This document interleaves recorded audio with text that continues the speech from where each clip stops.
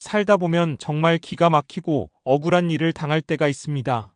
내가 하지도 않은 실수 때문에 모든 책임을 뒤집어 쓰거나 믿었던 사람에게 뒤통수를 맞았을 때 등을 예로 들 수 있겠죠. 이럴 때 우리 한국 사람들은 보통 어떻게 반응할까요? 가슴을 답답해하며 주변에 자신의 고통을 호소하곤 합니다. 아, 진짜 억울해서 잠이 안 온다. 라며 격해진 감정을 쏟아냅니다. 그런데 참 이상합니다. 일본인들은 똑같은 상황에서도 억울하다거나 분하다라고 좀처럼 표현하지 않습니다. 대신 입술을 지그시 깨물며 소레와 리우진데스, 즉 그건 이치에 맞지 않습니다라고 마치 제3자처럼 차분하게 말하곤 합니다. 분명히 당사자인데 왜 마치 남의 일 이야기하듯 말하는 걸까요?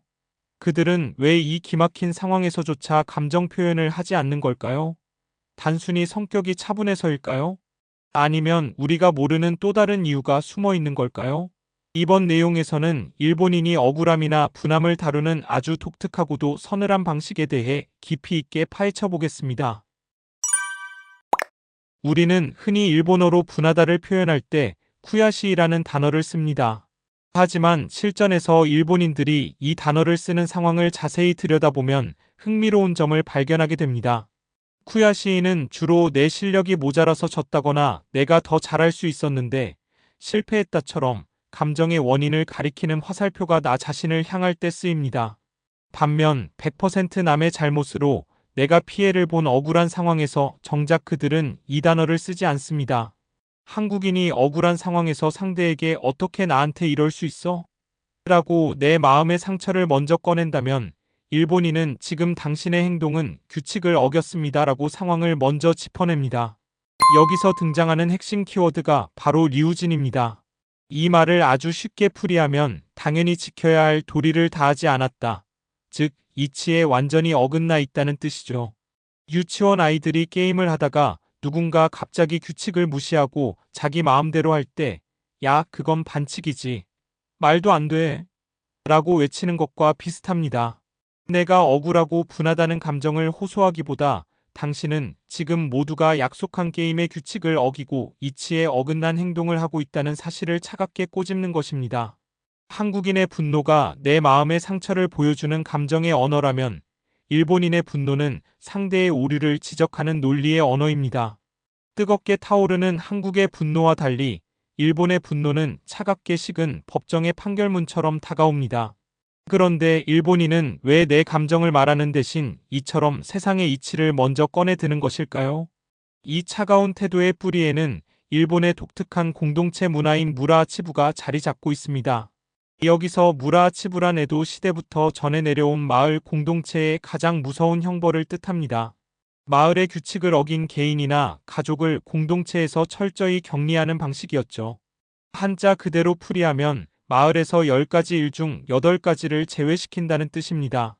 과거 일본 마을에서 함께 수행하던 관혼상제와 일상적인 협동작업 10가지 중 불이 났을 때와 장례식을 제외한 나머지 8가지의 모든 교류를 완전히 끊어버리는 것입니다. 그런데 불이 났을 때와 장례식만 도와주는 이유조차 자비로움 때문이 아니었습니다. 불이 번져 마을 전체가 피해를 입는 것을 막고 시신이 부패해 전염병이 도는 것을 방지하기 위함이었죠. 즉, 너를 아껴서가 아니라 공동체에 피해가 올까봐 최소한의 것만 처리해준다는 가장 차가운 경고였던 셈입니다. 농경사회에서 이 울타리로부터 배제되는 것은 곧 사회적 죽음이자 생존 불가능을 의미했습니다. 이러한 역사적 공포는 일본인의 유전자에 깊은 각인을 남겼습니다. 좁은 공동체 안에서 살아남기 위해 가장 중요한 덕목은 내 감정을 드러내는 것이 아니라 마을의 질서와 화합을 깨뜨리지 않는 것이 되었습니다. 이 지점에서 한국과 일본의 문화적 토양이 갈립니다. 한국인이 정과 관계를 중심으로 뭉치며 서로의 감정을 나누는 것으로 유대감을 확인한다면 일본인은 규율과 시스템이라는 울타리 안에 있을 때 비로소 안전하다고 느낍니다. 일본인에게 이 울타리는 곧 생존입니다. 울타리 안의 규칙을 잘 지키고 있다면 공동체가 나를 보호해 줄 것이라 믿는 것이죠. 그래서 그들은 상대를 공격할 때도 내가 기분 나빠서라는 개인적인 이유를 대지 않습니다. 대신 당신이 공동체의 울타리를 벗어나는 행동, 즉 이치에 어긋나는 행동을 했기 때문에 정당성을 잃었다라고 명분을 내세웁니다. 나 개인이 화를 내는 것이 아니라 시스템과 질서의 이름으로 상대를 심판하는 것. 이것이 일본인들이 수백 년간 공동체 속에서 익혀온 가장 강력한 방어기제이자 생존 무기입니다. 물론 세상에는 공공질서와 절제를 중시하는 나라들이 덜어 있습니다. 영국이나 독일도 그렇다고 할 수 있지만 일본처럼 개인의 날선 감정을 시스템 아래에 이토록 철저히 숨기는 나라는 사실상 특이할 정도입니다. 그렇다면 일본인들은 이 답답하고 억눌린 마음을 평생 안고만 사는 걸까요? 많은 이들은 그 해답을 일본의 역동적인 축제인 마츠리에서 찾곤 합니다. 실제로 마츠리 현장에 가보면 평소 조용하던 사람들이 가마를 메고 터질 듯한 고성을 지르며 거리를 휩쓰는 광경을 볼 수 있습니다. 이것은 일상에서 철저히 억눌러왔던 에너지를 축제라는 합법적인 공간에서 쏟아내는 일종의 탈출구 역할을 합니다. 하지만 마츠리가 단순히 고삐 풀린 망아지처럼 아무렇게나 감정을 터뜨리는 무질서한 자리는 아닙니다. 오히려 마츠리의 진정한 힘은 그 뜨거운 분출조차 철저한 준비와 질서 속에서 이루어진다는 점에 있습니다. 마츠리를 위해 마을 사람들은 몇 달 전부터 모여 소품을 만들고 엄격한 연습을 통해 대대로 내려온 전통을 정성스럽게 준비하는 과정을 거칩니다. 즉 마츠리는 내 마음대로 소리를 지르는 곳이 아니라 우리라는 울타리가 약속한 축제의 규칙 안에서 다 함께 뜨거워지는 시간입니다. 일본인에게 마츠리는 자신이 속한 공동체의 이치를 가장 화려하고 뜨겁게 증명하는 의식입니다. 수십 명이 한 몸처럼 가마를 메고 땀 흘리며 내뿜는 에너지는 개인의 화풀이가 아니라 우리가 이 거대한 전통과 질서 안에 하나로 단단히 뭉쳐있다는 사실을 온몸으로 확인하는 행위입니다.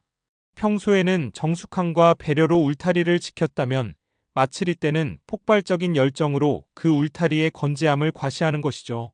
이 질서 정연한 폭발이 있기에 일본인들은 다시 일상으로 돌아가 차가운 이치의 태도로 세상을 살아갈 수 있게 됩니다. 물론 마츠리 외에도 그들은 익명성이 보장된 온라인 공간에서 속마음을 드러내거나 자신만의 깊은 취미에 몰두하며 스트레스를 다스리기도 합니다. 하지만 공동체 차원에서 그들이 감정을 정당하게 보상받는 가장 거대한 의식은 역시 이 정성스러운 마츠리라고 할 수 있겠습니다. 이렇게 마츠리 등을 통해 에너지를 폭발적으로 표출하며 숨을 고른 일본인들이 다시 일상으로 돌아와 억울하고 분한 일을 당할 때 정색하며 소레와 리우진데스라고 말하는 것은 우리가 생각하는 것보다 훨씬 무서운 의미를 담고 있습니다. 앞서 무라하치부의 전통에서 보았듯이 이것은 단순히 상대를 타이르거나 불평하는 수준이 아닙니다. 당신은 이제 공동체의 질서, 즉 나의 울타리 밖으로 영원히 밀려났다는 일종의 최후 통첩이기 때문입니다. 한국에서는 감정이 격해져서 크게 싸우더라도 술 한 잔에 화해하며 관계를 회복하기도 하지만 일본에서 이치에 어긋난다는 판결을 내린 관계는 회복이 거의 불가능합니다. 그들은 상대를 용서하고 다시 받아들이기보다 내 인생에서 아예 삭제해버리는 방식을 택하곤 합니다. 겉으로는 여전히 정중하게 인사하며 어제와 다름없는 얼굴을 할지 모르지만 그 사이에는 이미 결코 넘을 수 없는 투명하고 차가운 벽이 세워진 것입니다. 상대방이 감정을 터뜨리지 않는다고 해서 상황이 괜찮은 것이 아니라 어쩌면 당신과의 모든 연결고리를 이미 끊어버렸다는 가장 강력하고도 서늘한 신호인 셈입니다.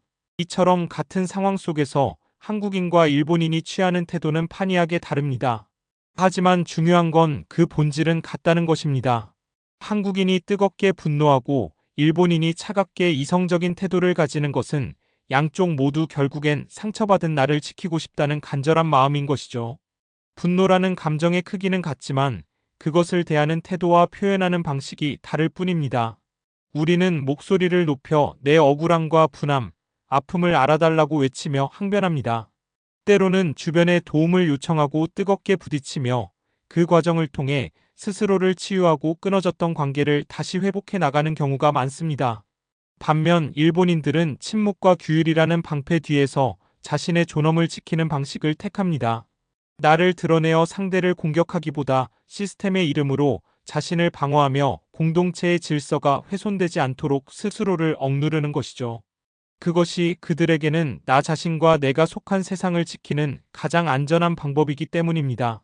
이러한 태도의 차이를 이해할 때 우리는 비로소 일본인들의 서늘한 침묵 속에 숨겨진 날카로운 비명과 깊은 상처를 오해 없이 읽어낼 수 있습니다. 침묵하고 있다고 해서 상처받지 않은 것은 아닙니다. 내 잣대로만 타인의 감정을 재단하지 않는 것, 그것은 비단 서로 다른 문화를 가진 사람들에 대해서뿐만 아니라 우리 주변에 있는 사람들에 대해서도 가져야 할 자세일 것입니다. 상대를 이해한다는 것은 내 온도를 강요하는 것이 아니라 그가 가진 온도를 있는 그대로 인정하고 받아들이는 것입니다. 또한 이것이야말로 우리가 서로 진정으로 소통할 수 있는 첫걸음이 될 것입니다. 오늘 내용을 통해 차가운 절제 속에 담긴 그들의 속마음을, 그리고 우리 곁 누군가의 침묵을 한 번쯤 진지하게 들여다보는 시간이었길 바랍니다.